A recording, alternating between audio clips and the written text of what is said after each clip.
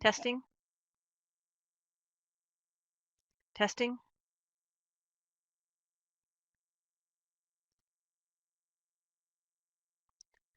All right, Math 0092.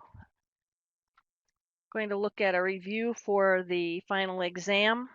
These will be good overview questions that you might see on your final exam. Remember that the final exam is comprehensive, covers all material that we discussed during this semester, and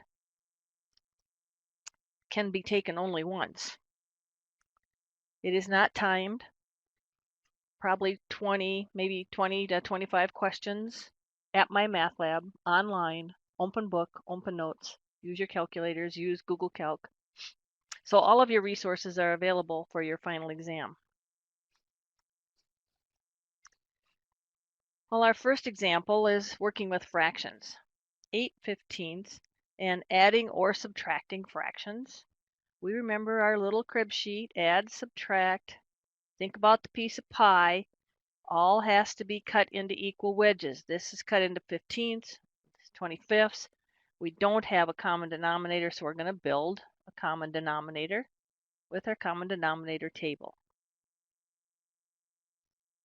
And prime factoring, 15 would be 3 times 5, and 25 is 5 times 5. From our first column, we always need all factors. None are represented in our least common denominator column yet.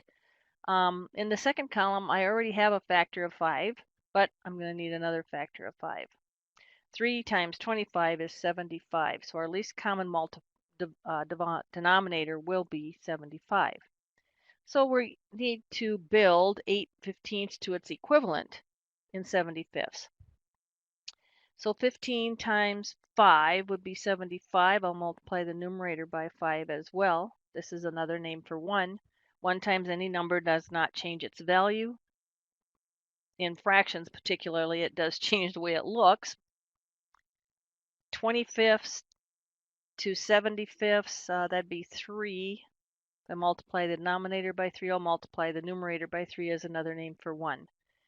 Multiplication of fractions is a piece of cake. 5 times 8 is 40. Multiplying numerators, 5 times 15 is 75.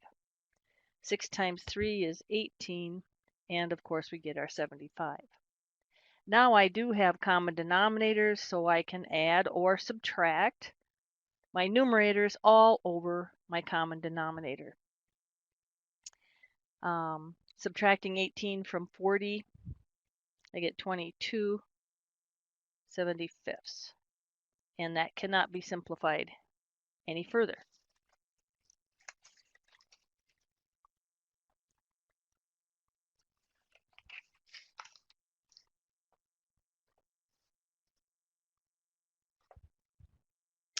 Next, an example from my math lab is a student's tuition was $2,000. A loan was obtained for 4/5 of the tuition. How much was the loan? Remember that keyword of means multiplication. A student's loan was $2,000. The tuition was $2,000. The loan was obtained for 4/5 of the tuition. So we have the tuition at $2,000, and 4/5 of it would be the amount of the loan.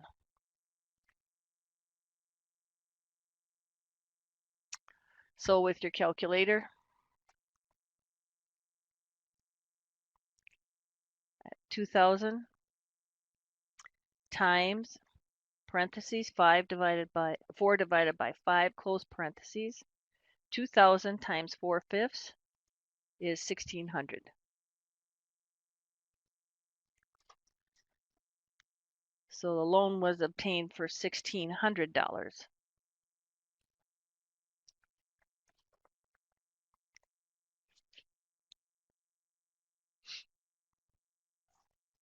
Next, we're asked to multiply 12 times the quantity, A plus 8 plus 3B. Now, it's just good if you say to yourself, this is 12 times the quantity. This is 12 times every term within the parentheses. So it's our distribution principle. 12 times the first term would be 12a. Pick up your sign. And 12 times the next term, 8 times 12, 96. Pick up your sign. And 12 times the last term, 3 times 12 is 36 times b. So our answer is 12a plus 96 plus 36 times b.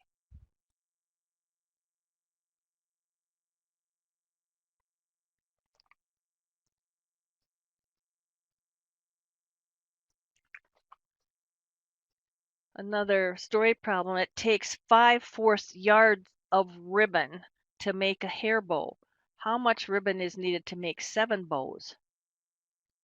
Well, it takes 5/4 yards to make 1 ribbon. How much ribbon is needed to make 7 bows? Well, that would be 7 bows times how much for 1 bow? 5/4 yard.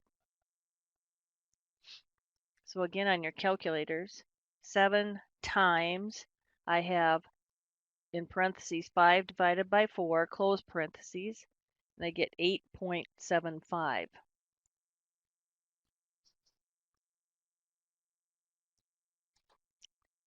8.75 yards. Or, this is multiplication of fractions. Multiply the numerators, I get 35, and the denominator 7 over 1 as a whole number. 1 times 4 is 4, or 35/4 yards. So just pay attention to how my math lab would like you to show your final answer. Using a whole number with a decimal portion, using mixed numeral, using a fraction.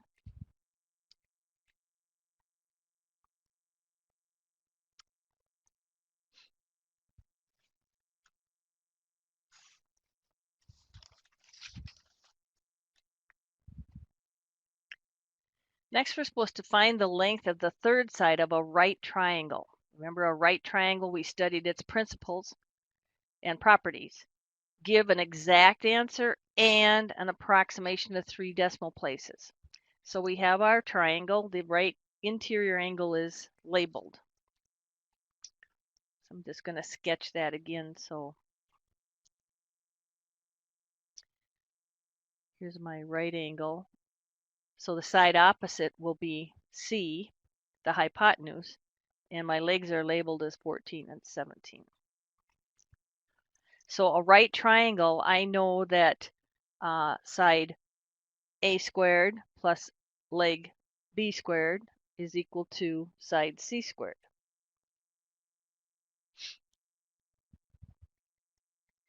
14 squared is 196.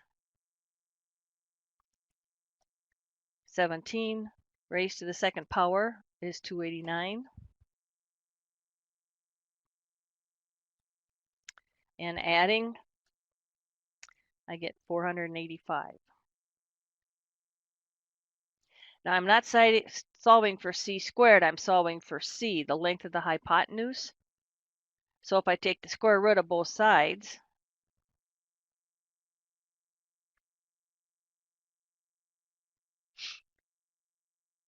I get the square root of 485 is equal to the square root of C squared is C. So that's your exact answer. And then on your calculator, we call the square root of 485, close, is equal to 22.2, or 22.02. So the square root of 485 is 22.02, and that is approximately the size, the length of side C. So that's your approximate answer. And be sure to watch at my math lab. It usually asks for the exact and the approximate, maybe 2 places, maybe 3 places following the decimal point.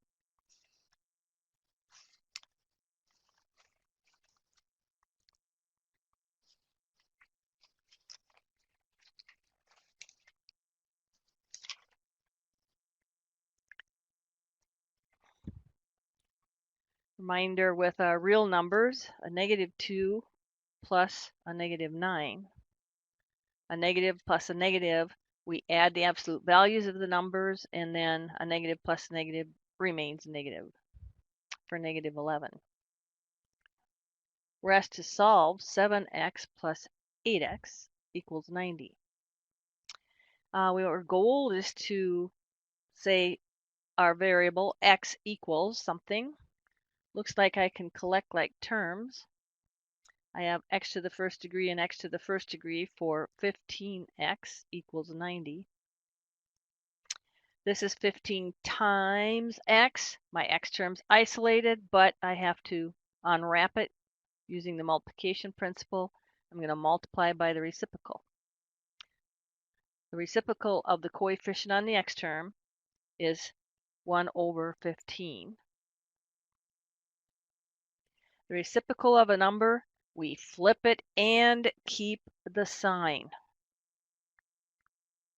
And if I multiply by something on this side of the equation because of a strategy, I'll have to multiply by the same thing on this side of the equation.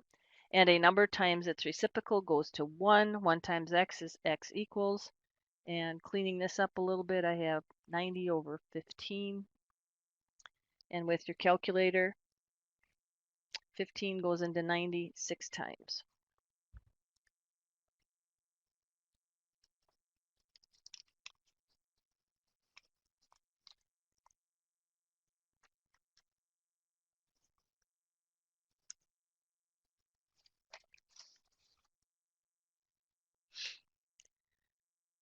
Five-sixths plus 1/5 t equals 4/6.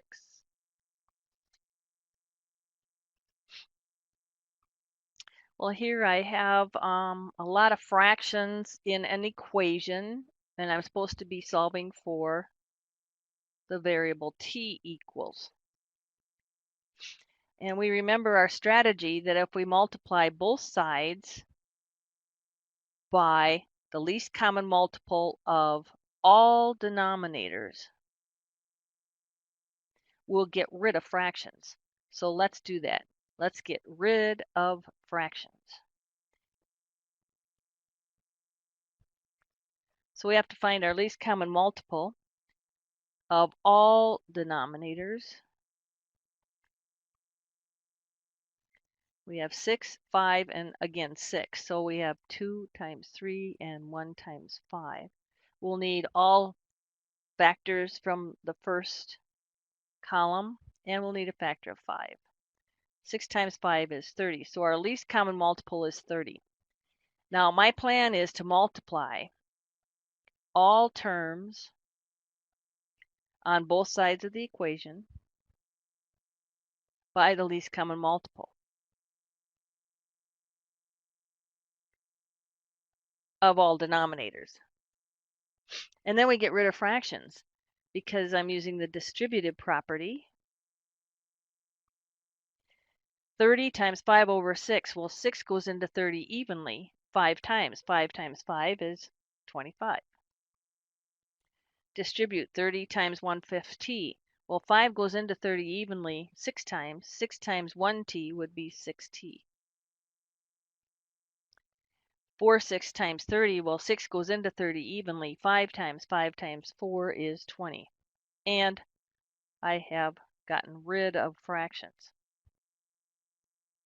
which makes my problem much neater to continue to solve. So this is a great strategy. Don't forget to use it. Well, now I'm still trying to solve for t. I'm going to use my addition principle to move this term to the other side of the equation. So I'll negative 25 to both sides. Adding its opposite goes to 0, and I end up with 6t equals a negative 5.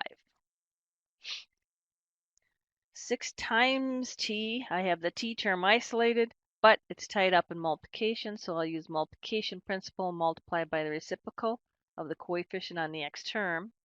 The reciprocal of 6 is 1/6. Flip it and keep the sign. But if I multiply by one value on this side of the equation. Because of some strategy, I need to multiply by the same on the other side of the equation. A number times its reciprocal goes to 1. 1 times t is t equals, and this is a negative 5/6.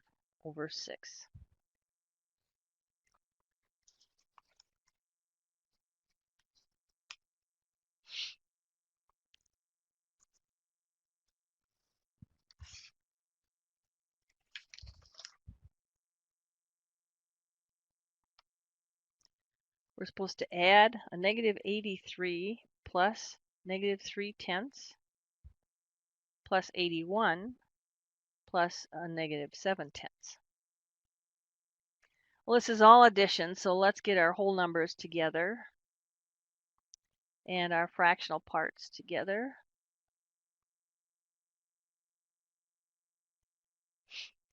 A negative 83 plus a negative 81 would be a negative 2 plus, this is all in a common denominator, so I can add my numerators all over the common denominator. And a negative 2 plus, that's a negative 10/10. A negative 10/10 is equal to a negative 1, so my answer is a negative 3.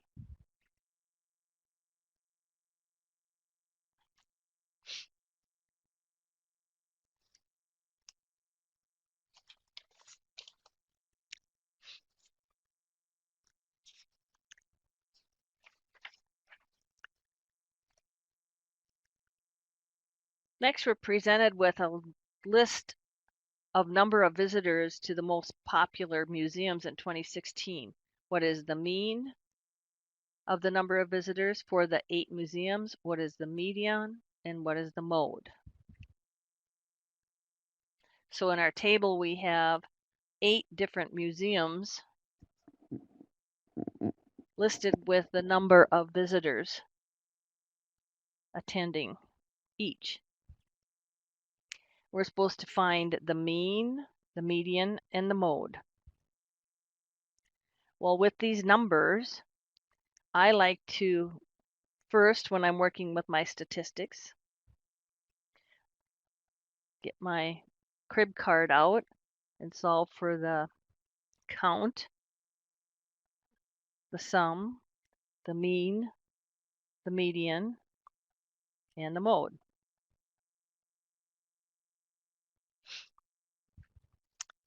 Now, my count is 1, 2, 3, 4, 5, 6, 7, 8. So I have the count. And the sum, I'm going to add all of the data values. Adding all of my data values, I get 25,200,000. And remember that the mean is the sum of your data values divided by the count. So now I have 25,200,000 divided by 8, and on my calculator that's 3,150,000. Now your median.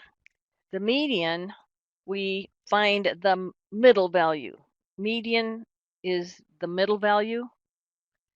And first, your data items must be in order from smallest to largest, or from largest to smallest.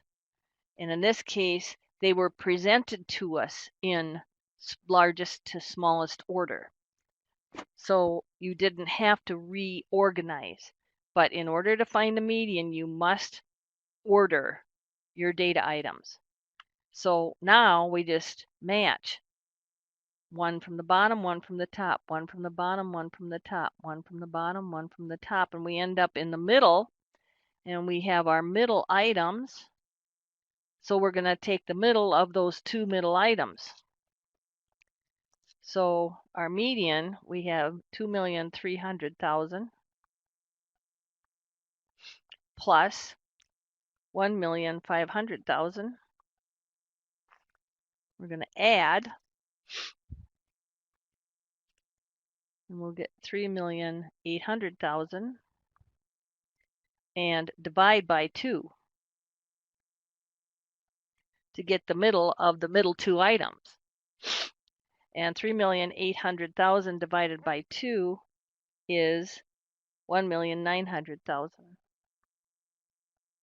So your median is 1,900,000.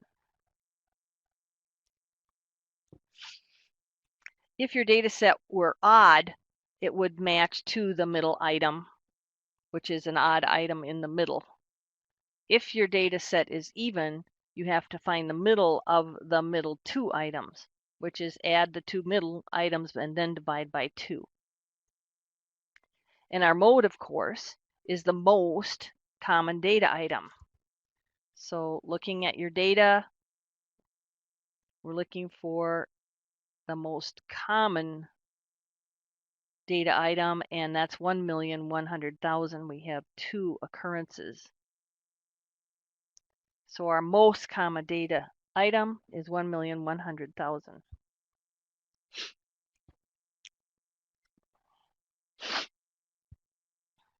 We oftentimes ask for the range, and the range is the difference between the largest data value and the smallest data value.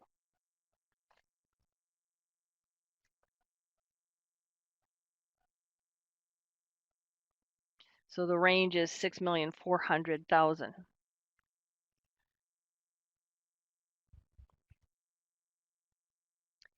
I would expect that that there will be a question on your final exam regarding the statistics, count, sum, mean, median, mode, and perhaps range.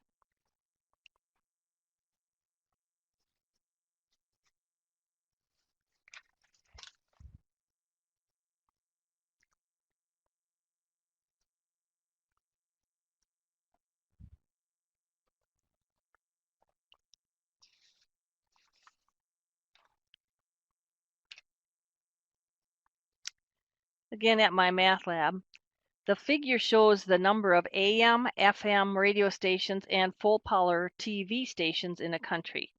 Write expanded notation for 3,060 educational FM radio stations. So here we see FM radio stations 3,060 in the chart, and we have to select the correct choice and fill in the answer boxes with your choice. So 3,060 is 3 thousands and 6 tens. So looking at your options carefully, 3,060 is 3 thousands plus 0 hundreds plus 6 tens plus 0 ones. So spend a little time with this example and how your question answer is put together. It does seem to word wrap, so carefully pay attention to that, and then select the option of your choice.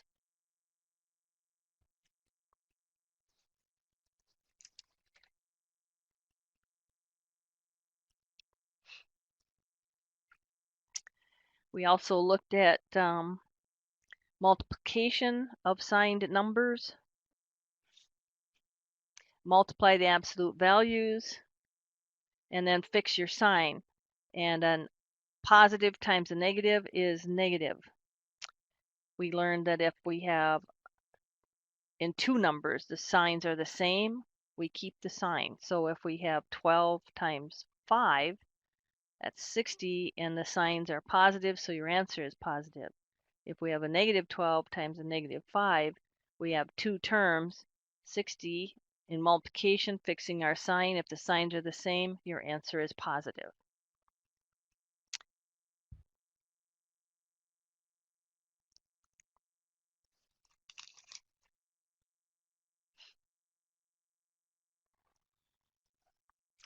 You may be asked to evaluate 10 minus 6 squared, all divided by 9 squared plus 8 squared. This reminds us of our precedence chart. Please excuse my dear Aunt Sally. Parentheses have priority, then we do exponents, then multiplication and division from left to right, and finally addition and subtraction from left to right. So we don't have any parentheses, but we do have exponents. So let's continue. 6 squared would be 36. 9 squared is 81, plus 8 squared is 64. Or 8 squared is, yeah, 64.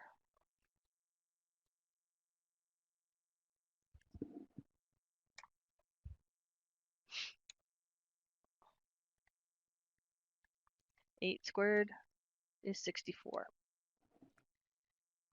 10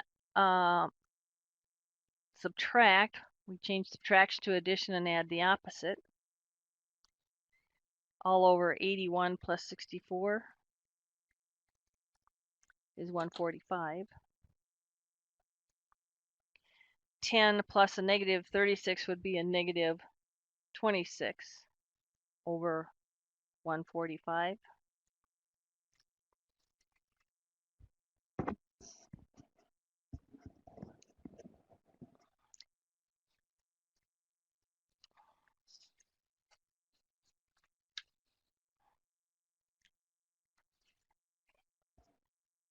And it cannot be simplified any further.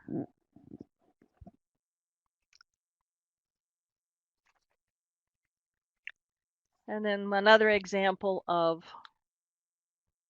subtraction of real numbers, signed numbers. This is a subtraction. So we always change subtraction to addition and add the opposite. Now we know the sign of this term. Otherwise, the sign of this term is kind of tied up in the operation of subtraction. So now we have a negative 23 plus the opposite of a negative 21. And the opposite of a negative 21 is positive 21. We're asking for the opposite of negative 21. We have a negative 21. Its opposite would be a positive 21. And so our answer is negative 2.